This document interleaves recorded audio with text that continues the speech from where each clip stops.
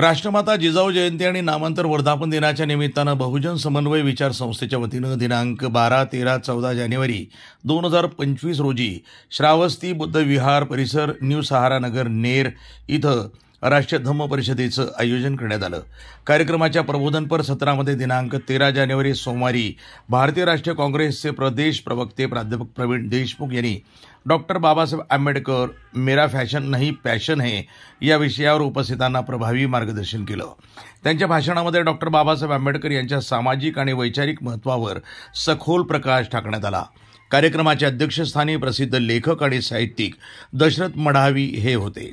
त्याबरोबरच मीडिया वॉचचे उपसंपादक प्राध्यापक संतोष अरसोड, आंबेडकरी विचारवंत आणि लेखक प्राध्यापक शांत रक्षित गावंडे तसंच दलित बँकर सचिन मनवर यांचीही प्रमुख उपस्थिती होती। कार्यक्रमाचं संचालन निलेश मोखडे तर प्रास्ताविक प्राध्यापक हर्षवर्धन तायडे यांनी केलं। वादांची कातडी सोडून समतेची न्यू बनवलीस आणि त्यांच्याच तोडीची विद्या घेऊन अनेक विद्यापीठं घडवलीस। बाबा तुझ्या कार्याची दिशा इथल्या भांडवलदारांची झोप उडवत होती आणि तुझ्या वाणीचं तेज मात्र लाखो माणसं घडवत होती।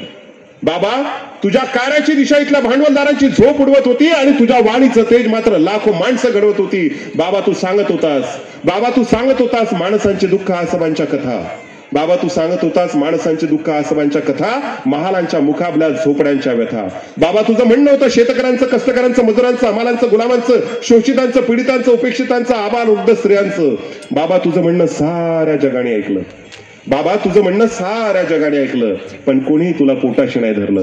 बरं केलंस बाबा, बरं केलंस बाबा, तू आपली नाळ जोडलीस आणि म्हणालास बुद्धम शरणम गच्छामी। बरं केलं बाबा, तू आपली नाळ जोडलीस आणि म्हणालास बुद्धम शरणम गच्छामी आणि मंत्र दिला शिका, संघटित आणि संघर्ष करा। बाबा आता तुझी आणि माझी नाळ तोडतो म्हणणारालाही तुटणार नाही, संघर्षाची वाट सोडतो म्हणणारालाही सुटणार नाही। बाबा तुझ्या वाणीचं तेज पुन्हा एकदा गगनभेदी होणार आहे आणि आकाशाची निळाई पुन्हा एकदा जमिनीवर येणार आहे आणि आकाशाची निळाई पुन्हा एकदा जमिनीवर येणार आहे।